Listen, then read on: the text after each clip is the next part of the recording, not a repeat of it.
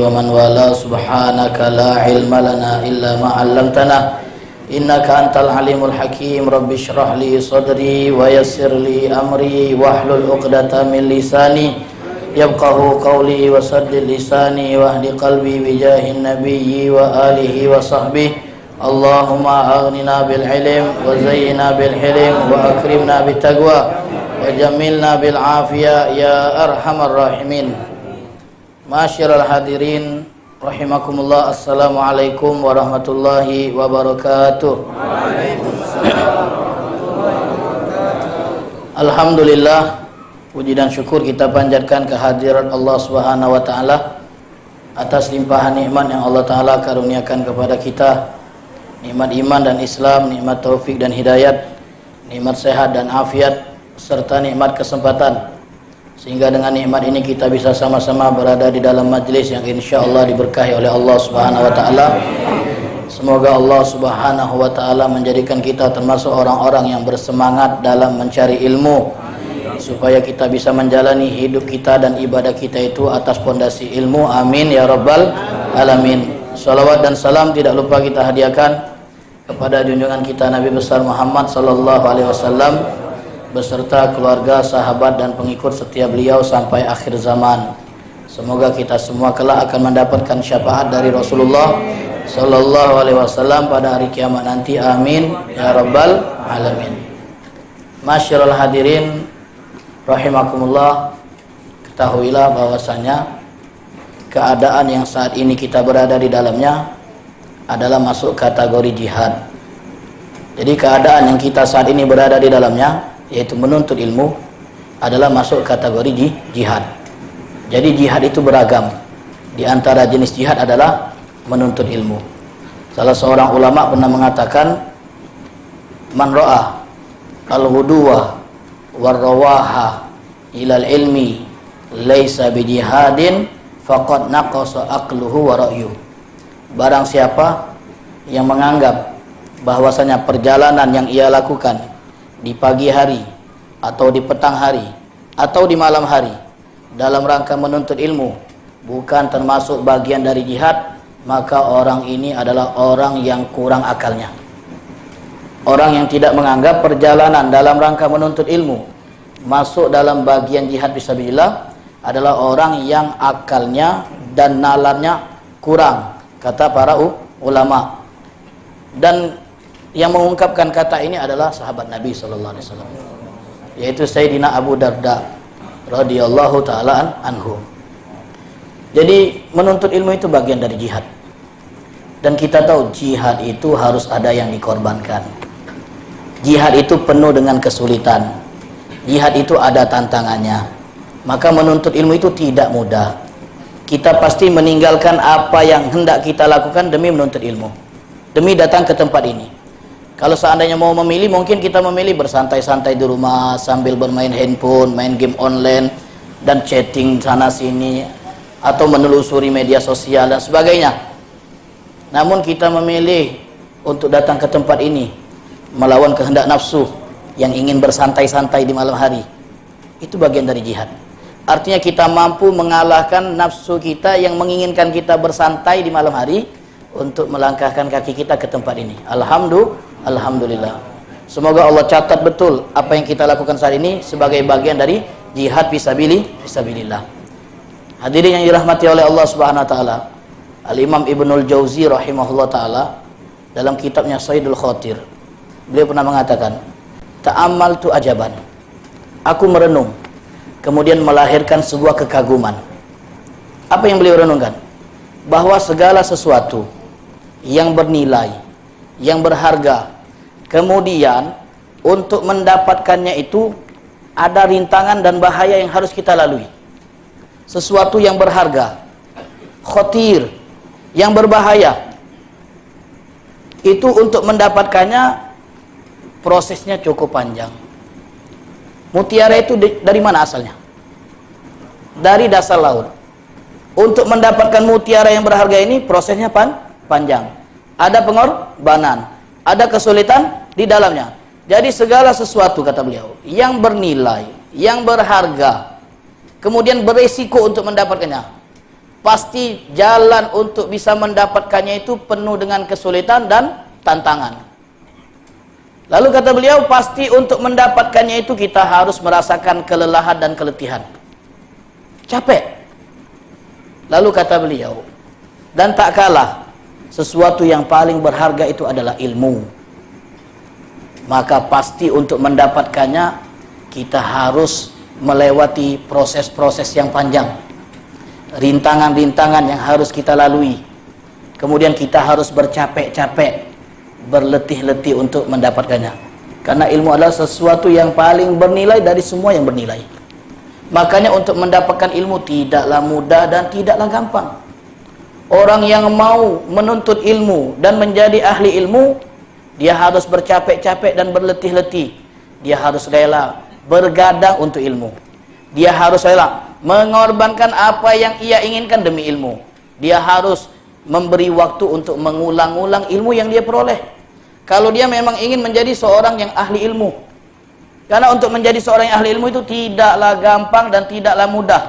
Kalau kita melihat ada orang-orang yang sudah menjadi ahli ilmu, kemudian kita berandai-andai ingin menjadi seperti mereka, maka ketahuilah proses dan perjalanan mereka untuk menjadi seperti itu sangatlah sulit dan sangatlah susah. Ada keletihan yang mereka lalui. Kalau kita mau contoh, guru kita Habibana Ustaz Syukri mondok di Bekasi, kemudian mondok lagi di Hadramaut. Banyak suka dan duka yang beliau lalui untuk bisa menjadi seperti beliau saat ini. Jadi tidak gampang dan tidak mudah. Kalau ada orang-orang tiba-tiba tampil, tidak menuntut ilmu, modal berbicara saja, maka dia tidak layak untuk dikategorikan sebagai ahli ilmu. Karena untuk mendapatkan ilmu itu capek. Kita ini capek. Kita sebenarnya mau istirahat malam hari kan? Capek bekerja, aktivitas di pagi hari sampai sore hari. Pengen istirahat, tapi kita tinggalkan istirahat itu untuk menuntut ilmu. Luar biasa. Allah hargai apa yang kita korbankan pada malam ini. Pasti Allah hargai. Kalau memang niat kita dan tujuan kita datang ke tempat ini untuk mendapatkan faedah-faedah yang disampaikan di dalam majelis. Sampai-sampai orang terdahulu untuk mendapatkan ilmu mereka rela mengorbankan apa yang mereka sangat inginkan. Kata Ibnu Jauzi, ada seorang ulama, dia itu sangat menginginkan bubur harisah. Ulama tadi berkata, ishtahaitul harisa munzu sinin. Aku sangat ingin sekali makan bubur harisah. Bubur ayam paisi agap lah. Karena campurnya daging. Pengennya makan bubur harisah. Tapi tidak pernah tercapai. Kenapa tidak pernah tercapai? Karena waktu bubur harisah itu dijual bertepatan dengan waktu simaul hadis. Bertepatan dengan waktu belajar. Bertepatan dengan waktu taklim. Jadi beliau relakan keinginannya untuk makan bubur harisah itu bertahun-tahun tidak tercapai demi tak ketinggalan majlis simaul hadis yang waktunya itu bertepatannya dengan wong jual bubur tadi. Itu luar biasa. Dia korbankan apa yang dia ingin bertahun-tahun. Cuman gara-gara takut kehilangan majlis simaul hadis. Jadi kalau seandainya kita ingin berhasil dalam mencari ilmu, maka kita harus merelakan apa yang kita inginkan demi mendapatkan ilmu. Jadi hadirin yang dirahmati oleh Allah Subhanahu wa taala, kalau kita lihat dari yang hadir ini beragam. Dari berbagai usia. Ada yang masih muda, ada yang sangat muda, ada yang agak muda, ada yang sudah agak tua dan sejenisnya. Dan menuntut ilmu itu tidak ada kata terlambat. Menuntut ilmu tidak ada kata terlambat. Mau dimulai di usia berapapun, asal ada keseriusan, ada kemauan, semangat tinggi, bisa berhasil menjadi orang hebat. Asal ada kemauan. Karena ada beberapa tokoh ulama besar yang namanya sangat dikenal. Itu mereka termasuk orang-orang yang dulu menuntut ilmunya di usia yang tidak muda lagi. Tapi karena ulul himmah, semangat mereka yang tinggi, dan mereka tidak gengsi, akhirnya mereka berhasil menjadi orang besar. Salah satu di antaranya mungkin kita pernah dengar, Al-Imam Al-Kisai. Siapa Imam Kisai? Imam Kisai merupakan salah satu dari 7 imam qiraat. Kita kenal qiraat sab'ah. 7 cara baca Al-Quran. Qiraat sab'ah. Yang dipopulerkan oleh 7 imam. Di antara salah satu dari 7 imam ini adalah Imam Kisai. Siapa Imam Kisai? Kana ra'iyan lil ghanam, dulu pengembala kambing. Kerjaannya setiap hari mengembalakan kambing. Suatu hari ketika beliau sedang mengembalakan kambing-kambingnya, ada seorang ibu yang lewat bersama anaknya yang ingin dibawa ke guru tahfiz. Lalu ibu ini berkata kepada anaknya yang tidak mau belajar, "Wahai anakku, kalau kamu malas belajar, besar nanti kamu akan jadi seperti orang itu. Wahai anakku, kalau kamu tidak mau belajar sejak kecil, besar nanti kamu akan jadi seperti orang itu. Kerjanya hanya mengembalakan kambing." Terdengar di telinga beliau. Kalau kita marah enggak? Marah, Bu. Jangan gitu, Bu. Tapi itu dijadikan beliau sebagai motivasi untuk menuntut ilmu. Ternyata ucapan inilah yang merubah diri beliau, sehingga menjadi Imam Kisai yang dikenal. Beliau berkata dalam hati, tanpa beliau menjawab perkataan dari si ibu, dalam hati, "Ana," kata beliau, "saya yudrab bi al-masal fil jahli." Saya dijadikan perumpamaan tentang orang bodoh. Tidak maju gitu ya. Tidak maju. Kalau dijadikan perumpamaan orang yang tidak berhasil. Kadang-kadang kita ngomong sama anak kita, "Nak, kalau kau tidak belajar ngaji-ngaji, nak. Kalau tidak serius, nak, nuntut ilmu, nak, jadi seperti mamang itu, nak." Sambil nunjuk orang yang sedang memungut sampah. Atau orang-orang yang pemulung. Kalau tidak belajar, nak, jadi orang itu. Sebenarnya omongannya tidak bagus kan? Ada seorang pendidik, ibu itu ngomong bukan cak itu, cara bahasanya. "Nak, kalau kau tidak rajin belajar, nak, kau tidak bisa, nak, nolong wong itu, nak. Rajin-rajin belajar, nak, supaya besar, kau tahu cara menghormati wong. Bisa nolong wong itu dan mengangkat derajat mereka." Jadi demikian. Bahasanya diperbagus untuk mendidik anak. Jadi Imam Kisai tadi ngaso, dilecehkan, dijadikan perumpamaan tentang wong bodoh. Akhirnya boleh bertekad untuk belajar. Tak galak lagi dia omongi sebagai wong yang tidak berhasil. Dijadikan contoh pula. Beliau jual kambing-kambingnya. Karena belajar itu harus ada modal. Beliau bertanya di mana orang yang paling hebat kiroatnya. Ditunjukkanlah seorang syekh, guru besar, ahli kiroat di tempatnya. Belajar beliau, mengambil sanad kiroat dari gurunya, mendengar diktian gurunya. 40 tahun umurnya. Kita ngasuh, lah besar, lah tua, sarung ngapal. Daya ingat lemah, tidak. Kalau tak kata niat itu. Kalau ada niat, apa yang tak mungkin? Kalau semangat tinggi, apa yang tak mungkin? 40 tahun beliau, 3 tahun hafal 30 juz. Dengan kiroat yang beliau populerkan. Jadi nama beliau yang terkenal, nama gurunya tidak. Tapi tentu gurunya berjasa. Sebab gurunya lah beliau bisa seperti itu. Imam Kisai, hafal kiroatnya seluk-beluk. Kemudian beliau pun mendalami ilmu bahasa Arab. Pergi ke pedalaman, dusun-dusun yang masih menjaga kelestarian bahasa Arab asli dulu. Dipelajari bahasa Arab dari wong dusun, dicatat, dihafalkan sampai beliau menjadi ahli lughah. Beliau tak jadi ahli hadis, lain wongnya ada orang lain itu. Tak jadi ahli fikih. Dua keahlian beliau, bidang qiraat dan bidang bahasa. Wah, luar biasa. Jadi wong nomor 1. Jadi imam di kotanya sebagai tokoh yang ahli qiraat dan ahli bahasa sastra.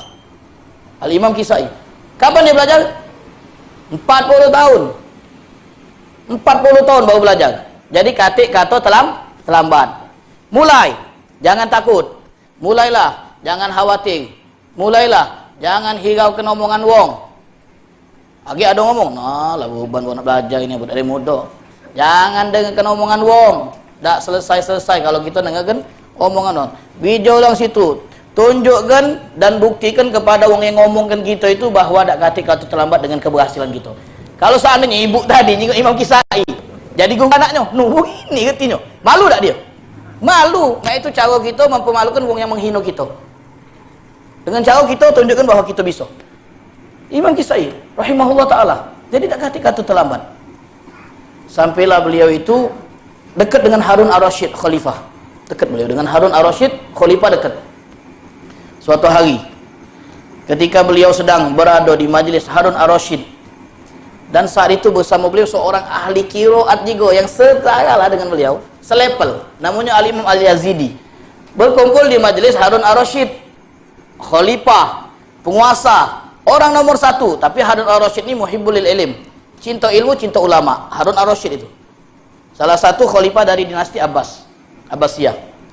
Kemudian datang waktu maghrib, orang-orang memajukan Imam Kisai untuk jadi imam. Ahli qiraat ini, maju beliau imam. Salat mimpin salat maghrib. Salat maghrib. Ayat pendek yang kan dibacakan. Akhirnya pas baca kul ya ayyuhal kafirun gagap. Gagap. Salah. Selesai salam, yang belakang ahli qiraat juga. Nguyo. No, katanya imam. Katanya orang besar. Madai. Kul ya ayyuhal kafirun gagap. Madai macam kul ya ayyuhal kafirun salah. Katanya nomor 1 ahli qiraat di daerahnya. Ngoyok dia bela beliau biarlah aja. Maklumnya bela. Kemudian masuk waktu Isya. Giliran beliau pula yang maju, Imam Yazidi tadi. Ahli qiraat juga bukan dong basing-basing. Maju dia jadi imam. Takbir, salah baca Fatihah dia. Iya. Salah baca Fatihah dia. Selesai salam malu nak ada belakang. Imam Kisai cuman menyebutkan syair. Kata beliau dalam syairnya itu, intinya janganlah engkau berkata basing-basing. Nah, bahasa Palembangnya beda Janganlah kau ngomong basing-basing, menghina orang yang melakukan kesalahan, karena boleh jadi engkau akan diuji dengan hal yang sama. Innal bala muwakkal bil mantik. Karena biasanya ujian itu penyebabnya adalah apa yang kita ucapkan. Gara-gara ngomongi wong salah, akhirnya melok salah. Gara-gara nguyoi wong salah, akhirnya melok salah. Bahkan lebih fatal salah tadi, salah di Fatihah. Kita bolak-balik baca Fatihah lagi baca, ini salah. Seorang imam besar. Bayangkanlah, gara-garanya apa? Nguyoi wong salah, hati-hati jadi. Jangan galak nguyoi wong. Oi buntu. Nah, hati-hati buntu. Asli. Kalau tidak ketika itu dalam jangka waktu yang panjang kamu akan ngasuhkan apa yang kamu nguyoi itu. Benar. Dulu Ibnu Sirin, Muhammad Ibnu Sirin, seorang tabi'in, selepel dengan Hasan Basri, orang besar, orang hebat. Beliau pernah berkata, dulu aku pernah ngomongi wong, ya mau please, kalau bahasa Palembang, wahai wong buntu. Setelah 40 tahun aku mengalami kebangkutan dalam perdaganganku dan masuk penjara gagalnya. Aku mikir-mikir, apalah baca masuk penjara nih, berdagang pacak gubung. Teringat 40 tahun yang lalu pernah ngomongin orang buntu. Hati-hati, tak boleh nian ngomongin orang itu. Apalagi kita ngomongin orang yang ahli maksiat. Woi pendoso, hati-hati berdosa juga kita. Woi pemabok, hati-hati. Woi pecandu, jangan, hati-hati. Dengan nada untuk menjelek-jelekkan, tak boleh. Boleh jadi dia bertobat di kemudian hari, kemudian Allah Ta'ala akan mengujimu dengan ujian yang sama sebelum kau mati. Jadi jangan, hati-hati nih ngomong ngoyok-ngoyok itu, omongan-omongan. Kadang kita nih hobinya dengan kawan kan, no bujang terus kawan nih. Awak dia juga bujang. Hati-hati. Jadi omongan itu bisa balik ke kita dewek kalau omongan itu berupa ejekan atau bahasa kita uyoan. Seperti yang terjadi itu jadi pelajaran itu. Jadi pelajaran. Tak pernah wong bisa salah baca Fatihah, gagal nguyoi wong salah jadi salah. Itu Imam Kisai rahimahullah taala. Belajar kapan? 40 tahun. Kita balik lagi. Tak katik kata terlambat untuk belajar. Suatu hari beliau jadi imam. Belakangnya makmumnya siapa? Harun ar-Rasyid tadi. Katik Imam Yazidi tadi katik tukang nguyok dari belakang tu. Jadi beliau imam. Akhirnya beliau agak kagum dengan bacaannya tu. Namanya orang ahli kan. Kadang-kadang kalau baca tu bagus, kagum-kagum dikit kan. Adalah perasaan bangga-bangga tu kan. Cakap bagusnya suara aku ni. Ya itu kadang-kadang terlintas di hati. Bukan hanya kawan bagus tak suara aku. Tidak. Terlintas gagal dia kagum dengan bacaan dewek, salah baca. Nah, ini sebagai teguhan dari Allah, selamat supaya rasa kagum itu hilang. Kadang-kadang Allah Ta'ala ingin menghilangkan perasaan-perasaan yang bisa merusak ibadah itu dengan hal-hal yang seperti ini. Dibuat salah jadi rasa kagum tadi hilang. Oh salah jadi kau retinya, hilang rasa kagum tadi. Sebab kalau lancar sampai habis tambah kagum dia sampai selesai. Kalau salah tadi hilang rasa kagum tadi. Belakang Harun ar-Rasyid yang paham bahasa Arab.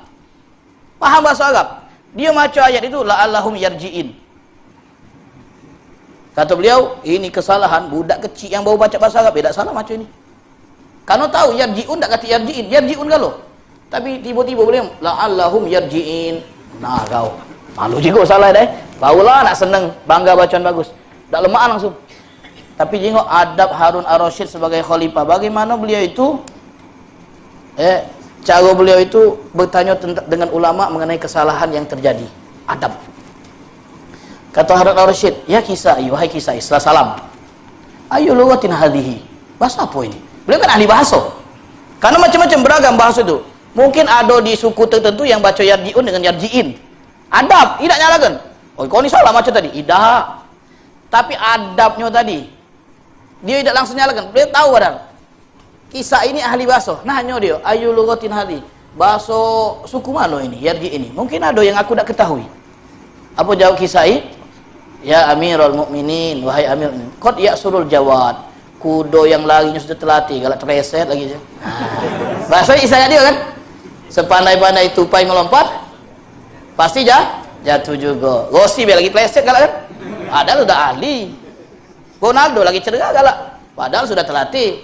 Artinya sehebat apapun, tidak lepas dari yang namanya kesalahan.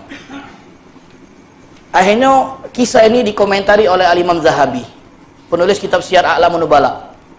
Beliau komentari, lihatlah adab dari Amirul Mukminin. Ketika beliau ingin mengkoreksi kesalahan dari Al-Imam Kisai dengan bahasa yang santun, dengan bahasa yang tidak nyalakan. Kadang-kadang ada wong hadir di pengajian, menyimak pengajian, yang dia tuju adalah kesalahan dari yang ngisi pengajian. Kadang tengok dulu, incainya mana yang salah, yang mana salah. Teng, aduh, nah langsung dipinggalkan. Dipinggalkan kesalahan itu. Kadang dipotong, dicari, mencari kesalahan. Oh, itu banyak kan. Kadang-kadang itu tengok kan, yang ini bertembangan di media sosial. Yang diincar kesalahannya, bukan yang benar-benarnya. Jadi yang benar lewat. Kehilangan yang salah, leket apalnya dia. Bahkan detiknya dia tahu. Sangkinnya tadi itu. Adab tadi. Adab dari siapa? Harun Ar-Rasyid luar biasa. Dan yang juga luar biasa adalah sikap dari Al-Imam Kisai yang tidak malu ngakui kesalahan. Pacak be dimudikan. Oh, itu bahasa suku itu no. Pacak bae, supaya tidak malu kan. Tapi beliau ngakui dengan bahasa-bahasa yang santun. Kudo yang larinya terlatih be masih galak terpleset, wahai Amirul Mukminin. Galak ngakui kesalahan. Nah, inilah adab seorang penuntut ilmu dan adab seorang yang mengajar. Penuntut ilmu harus beradab dalam bertanya mengenai kesalahan yang dia dapatkan dari gurunya. Seorang yang berilmu harus ngakui kalau dia salah. Itu adabnya. Itu bisa kita petik dari kisah Harun Ar-Rasyid dengan Al-Imam Al-Kisai. Jadi Imam Kisai. Jadi kata beliau, seorang meskipun dia mencapai derajat tertinggi sekalipun, maka tak luput dari kesalahan. Kata Imam Az-Zahabi tadi. Imam Kisai ahli qiraat masih salah. Jadi cak mana pun wong pasti salah. Wali lah pasti ada kesalahannya. Pasti ada kesalahan. Karena sempurna apapun wong selain para nabi, pasti tak luput dari yang namanya melakukan kesalahan. Seperti yang terjadi pada Al-Imam Kisai.